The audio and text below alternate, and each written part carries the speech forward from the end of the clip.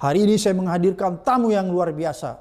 Beliau ini adalah Muhammad Agus Mahsun, ahli IT yang menemukan 54 juta DPT siluman atau DPT yang bermasalah. Dan juga beliau mempermasalahkan sistem IT KPU. Assalamualaikum. Waalaikumsalam warahmatullahi wabarakatuh. Serasa dipanggil KPK nih saya. Ini bukan KPK yang panggil Mas Agus. Mas Agus, kita lihat ini ya. Begitu banyak persoalan yang kita lihat hiruk pikuk di dunia ini ya, di dunia maya, di dunia nyata tentang kecurangan pilpres. Dan yang menarik, salah satu temuan atau salah satu tulisan Mas Agus Mahsun yaitu menyatakan bahwa algoritma kecurangan digital dengan 54 juta DPT yang bermasalah. Ini kan sebenarnya tidak aman ya dari sistem keamanannya, sehingga disinilah bisa terjadi kecurangan yang luar biasa dari sistem IT itu. Gimana kira-kira? Iya, Bang Abraham sama. Terima kasih ini diundang di Speak Up nih, jadi bisa speak up ya. Oke. Yang saya mau speak up itu algoritma itu sebenarnya algoritma tahun 2019. 2019. Ya, itu saya presentasikan di KPU 14 April 2019, 3 hari sebelum Pilpres. Jadi saya datang bersama Pak Hashim adiknya Pak Prabowo ya. Wah, Agus Mahsun ini dulu tim IT Prabowo Sandi ya? Iya, gitu ya. Menarik. Silakan. Ya, jadi waktu itu kalau sekarang 54 juta, waktu itu 17,5 juta. Nah, 17,5 juta itu saya menemukan DPT dengan kode-kode khusus. Ada di tanggal lahirnya itu, dan itu terkumpul di 19.400 TPS. Dan saya sudah cek, itu kebanyakan adalah DPT di mana tidak ada orangnya. Nah, itu nanti ceritanya panjang. Nah, waktu itu kita minta supaya dihapus, karena kalau tidak, saya katakan maka algoritmanya itu akan begini. Saya presentasikan di depan KPU. Pak KPU, kalau ini tidak Anda hapus dan 17,5 juta DPT ini menghasilkan surat suara dan kita tidak tahu sekarang berada di mana, beredar, maka yang terjadi adalah nanti akan ada klaim kemenangan melalui quick count. Lalu kemudian situng itu akan menghasilkan suara hitungan itu sama dengan quick count. Lalu kemudian lapangannya itu nggak sama antara quick count sama situng yang waktu itu, nggak akan sama. Nah, 17,5 juta inilah beredar di mana, nanti dia akan menyesuaikan masuk kepada kotak suara melalui hitung manual berjenjang. Nah, 17,5 juta itu ada kode-kodenya. Jadi misalnya dia untuk menang itu dia butuh 10 juta, maka dia tinggal query tarik 10 juta, maka dia tinggal 10 juta itu ada alamatnya di TPS mana. Surat suara itu udah dicoblos-coblos dengan konfigurasi ini ada di satu kotak suara. Tinggal kotak suara itu dioperasi selama 1 bulan, kan waktunya 1 bulan. Jadi itu penyesuaian. Nah, yang sekarang ini lebih parah.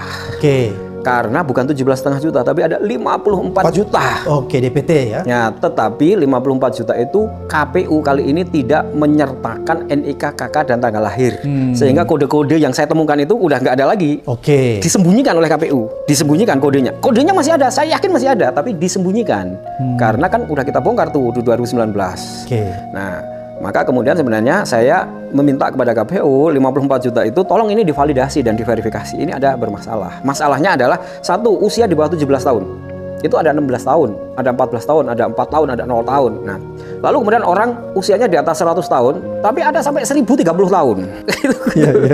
Kemudian ganda banyak sekali, kemudian RT RW-nya 0. Nah, RT RW-nya 0 itu saya menengerai dan saya mendapatkan data dari analisa saya itu adalah penggelembungan di daerah di mana RT RW-nya 0. Jadi, misalnya simpel gini, penduduknya itu sekian, lalu DPT-nya itu 120% dari jumlah penduduk. Nah, jadi pasti kan ada itu. Nah, itulah yang saya sampaikan kepada KPU. Tolong ini divalidasi dan diverifikasi.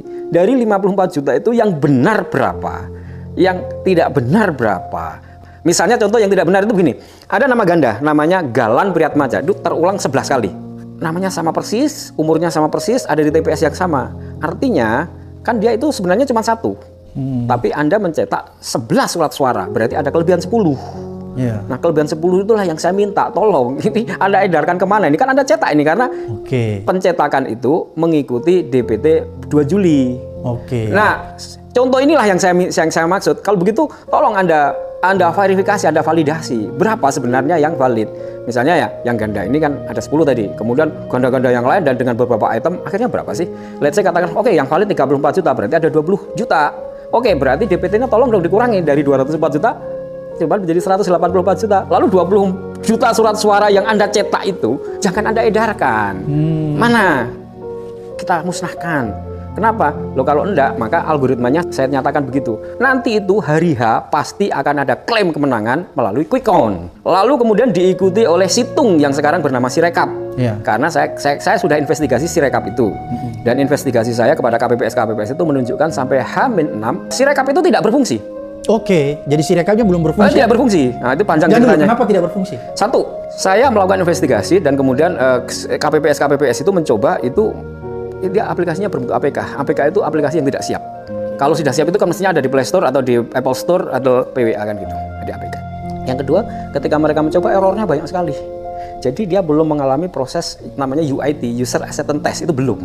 Sehingga kemudian saya berkesimpulan, ini kalau Sirekap di hari H menghasilkan angka, pasti di angka simulasi. Saya sampaikan begitu di podcast tanggal 13. Nah, simulasinya itu pasti mengikuti quick count. Nah, yang terjadi adalah Sirekap memang tidak berfungsi akhirnya. Yang berfungsi itu situng 2019 difungsikan sebagai Sirekap dengan alamat pemilu2024.kpu.go.id yang beralamat server di Xinjiang, Taobao, China itu. Jadi ini yang beroperasi itu bukan Sirekap tapi situng 2019. Tapi orang kemudian menyebutnya Sirekap. Kalau mau tahu silahkan cek di Sirekap, itu namanya alamatnya di sirekapweb.kpu.go.id. Itu tidak berfungsi dan itulah yang beralamat di Singapura. Yang servernya ada di Alibaba juga Singapura tapi data centernya. Tapi yang situng difungsikan sebagai Sirekap beralamat di pemilu2024.kpu.go.id itulah yang berfungsi. Yang itu beralamat di China itu, di Taobao, perusahaan yang namanya Taobao itu anak perusahaan grupnya Alibaba miliknya Jack Ma. Nah, kita kan tahu Jack Ma itu direkrut oleh Pak Jokowi sebagai penasihat e-commerce. Saya kira kita semua tahu kan gitu. Nah, ini kan yang menggegerkan juga ini. Kenapa kok bisa Pak